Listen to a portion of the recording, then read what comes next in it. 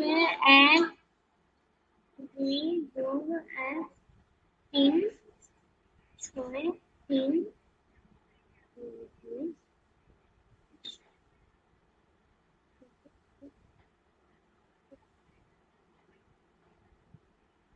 6/1 এবং পানির এবং মিটার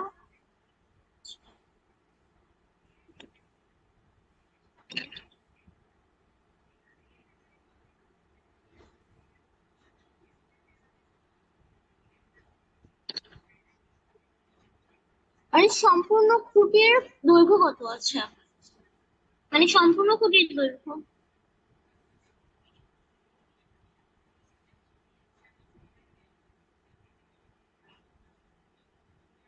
পারবে?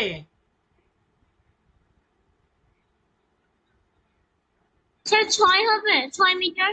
হ্যাঁ হয়েছে, ভেরি গুড। আচ্ছা আর দেখ বলো। -8 9 দেখ বলো। 200 এর 25% অপেক্ষা 400 এর 20% কত বেশি? হ্যাঁ 200 এর পার্সেন্ট মানে হচ্ছে 200 গুণন উপরে 25 আর নিচে 100, 4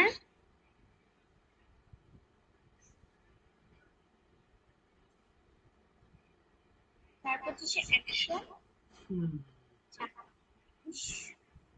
এটা হচ্ছে 500 হবে এটার মান, আর নিউটন হচ্ছে 400। 200 গুণ 25%, তার মানে কি পার্সেন্টের জন্য 2 শূন্য কেটে গেল, তাহলে 25 গুণ 50। দেখো কত সহজে করা যায়। কি বললাম যে পার্সেন্টের জন্য এই যে পার্সেন্ট আছে 25%, পার্সেন্ট মানে কি 100 দিয়ে ভাগ না, তার মানে কি এই 2 শূন্য কেটে গেল। একদম মুখে মুখে কিভাবে করতে হয় দেখো।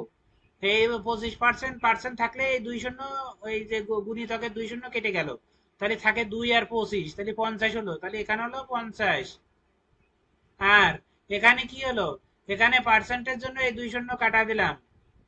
2 শূন্য তাহলে 4 দুগুণে 8, আর 4 80। দুগুণে 88, তাহলে পার্থক্য কত বোঝা যাচ্ছে না? 50 আর 80 পার্থক্য কত? 30। 30। আচ্ছা এরপরে দয় দেখ, 1 মাইলে ড্যাশ কিলোমিটার কত? এক এগুলো দশমিক হ্যাঁ বলো। 1.609। ইয়েস, এইটা বলেছিলাম আমি মাঝে। এক দশমিক জি। ছয় শূন্য নয় অথবা 1.61 থাকতে পারে, ঠিক আছে? 1.609ও থাকতে পারে, অথবা 61। 1.61 থাকতে পারে। ওই 9কে 1 যোগ করে 1 বানাই দিল। আচ্ছা 11 দাগ, কোনো অঙ্ক একবারে বেশি ব্যবহার না করে 3 অঙ্কের বৃহত্তম আর 3 অঙ্কের ক্ষুদ্রতম ক্ষুদ্রতম 3 অঙ্কের বৃহত্তম ও 3 ও ক্ষুদ্রতম সংখ্যার যেমন বিয়োগ ফলটাল হবে, বুঝছো? অঙ্ক ঠিক নেই, এটা তুলতে হয়তো ভুল হয়েছে।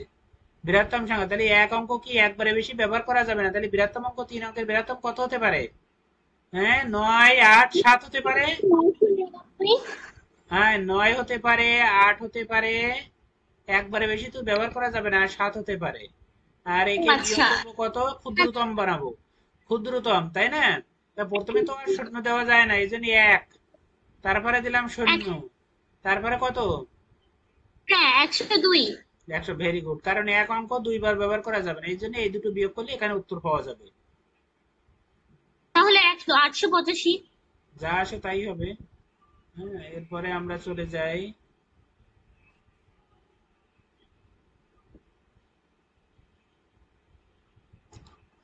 এই যে এর মধ্য কোনটা? মধ্যকে আমি বলেছিলাম না, মাঝখানে যে থাকে সেই মধ্য। তাহলে এই 12 দাগের মধ্য কোনটা, সংখ্যাটি কোন সংখ্যাটি মধ্য? স্যার 11। 11, কারণ এ পাশেও 4টা আছে, ডানেও 4টা, বামেও 4টা। আচ্ছা 13 দাগ, সরল অঙ্কে প্রথমে কিসের কাজ করতে হয়? বন্ধনী। আচ্ছা। বন্ধনের পরে এর এর কাজ। আচ্ছা স্যার তুমি কি, এর এর বন্ধনের কাজ আগে। আচ্ছা, তুমি কি জানো বন্ধনীর ভিতরে কোন বন্ধনীর কাজ আগে করতে হয়? ফার্স্ট, প্রথম বন্ধনীর কাজ। গুণের পরে এর এর কাজ, আর এর এর পরে গুণ, তারপর গুণের পর ভাগ, আর ভাগের পর যোগ বিয়োগ যে কোনো একটা করলেই হয়, তবে মানে প্রায়োরিটি বেশি পায় যোগ, আচ্ছা এরকম। আচ্ছা, হ্যাঁ ঠিক আছে।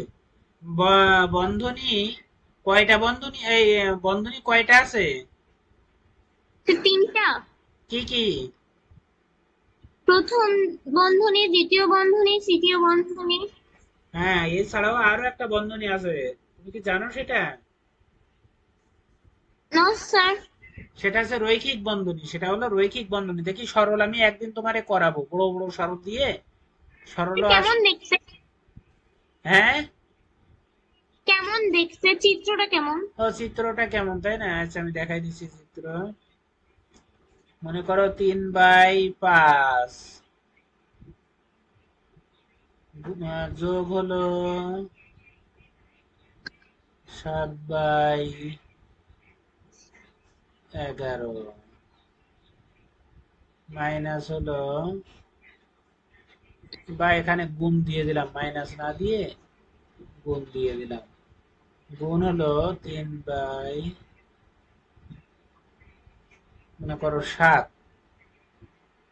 এই ফার্স্ট ব্র্যাকেট শেষ আর এই শুরু, এই হলো রৈখিক বন্ধনী। আচ্ছা, তুমি এখানে কার কাজ আগে করবা? মানে হচ্ছে প্রথম দুইটার। হ্যাঁ, এটাই দেখো নিয়ম অনুসারে কি, যে রৈখিক বন্ধনী সম্পর্কে যার ধারণা নেই সে আগে কি করবে, আগে গুণের কাজ করবে ব্র্যাকেটের ভিতরে। কিন্তু না, এই রৈখিক বন্ধনী দেওয়ার অর্থ হলো যে তুমি এই যে পর্যন্ত রৈখিক রেখা টানা সেইটুকুর কাজ আগে করতে হবে, বুঝতে পেরেছো? স্যার আমি যদি এটার বদলে এই দুইটাকে ফার্স্ট ব্র্যাকেট দিয়ে পুরোটাকে সেকেন্ড ব্র্যাকেট দিই, তাহলে কি ভুল হবে? না, সেটা না, এটা তো সে ভুল হবে না। কিন্তু এটা তো আর ইসে নাই, তোমার প্রশ্নে তো এইভাবে আছে, তখনকার কথা বলছি। একই জি উত্তর স্যার, আসবে, বুঝছি। একই উত্তর আসবে, কিন্তু প্রশ্নে যদি এভাবে আসে, হ্যাঁ, তখন তো তোমাকে আগে তোমার এই গুণের কাজ করলে হবে না, এই যে 7 7 লোভের বশত 7 7 7 কেটে দেবা, তা তো হবে না। বুঝছি। আগে এইটুকুর কাজ করতে হবে, এই লসাগুর কাজ করে, তারপরে এর যোগের কাজটা সম্পন্ন করে, তারপরে যে রেজাল্ট আসবে তার সাথে এর গুণ করতে হবে। স্যার আচ্ছা, তাহলে যদি বলে বন্ধনী কয়টি, তাহলে তিনটে দিব না চারটি দিব? 4টি বুঝছি। রেখা বন্ধনী আছে, 4টি। আচ্ছা, এরপরে আমরা চলে যাই।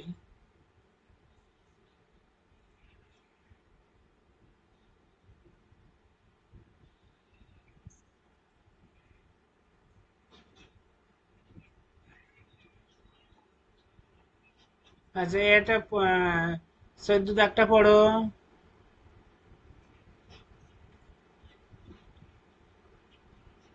স্যার 1+3+5+7+9 ডট ডট ডট ধারাটির 22তম পদ কোনটি?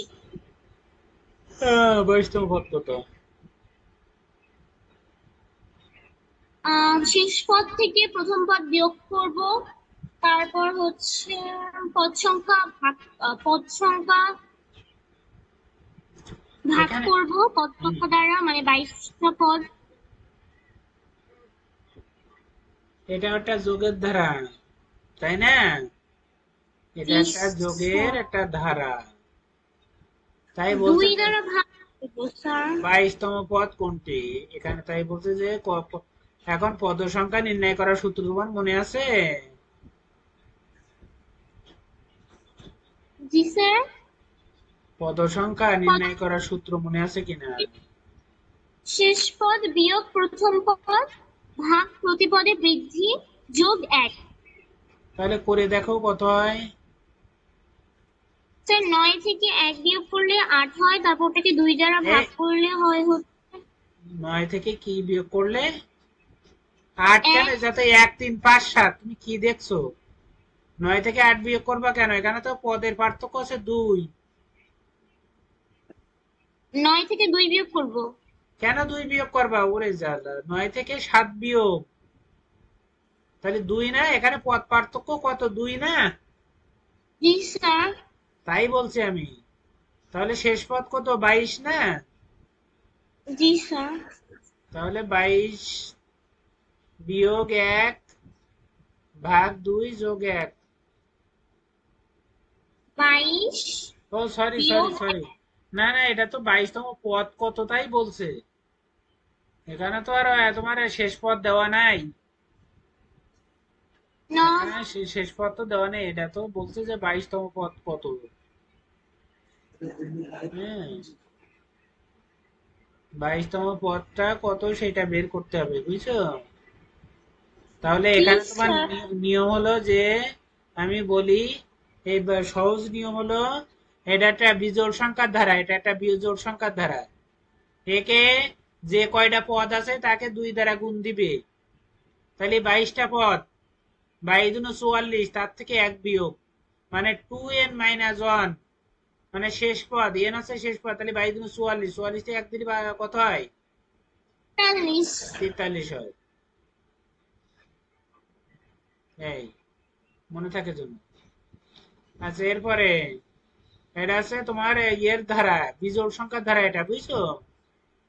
এটা জি এটা স্যার। যোগফল নির্ণয় না, এটা শুধু পদ সংখ্যা, মানে 22তম পদ কত তাই। এখানে শুধু বলেছে কি 22তম পদের মান কত। বুঝছি স্যার। আচ্ছা, এবার 15 দাগ।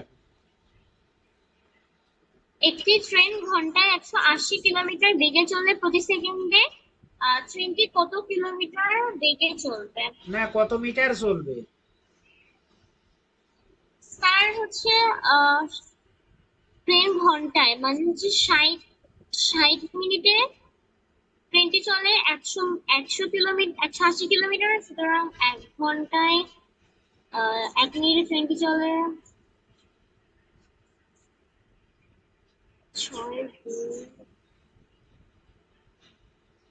30 মিটার বেগে। আর হচ্ছে আমি তোমার আগের 60। দিন তো ট্রেনের অঙ্ক করালাম, সে নিয়মেও করা যাবে, বুঝছো? সেই টিনার কথা, নান্নু মিয়ার কথাটা তো মনে আছে সব। জি স্যার। তাই বলছি যে ওই নিয়মেও করা যাবে। কি না?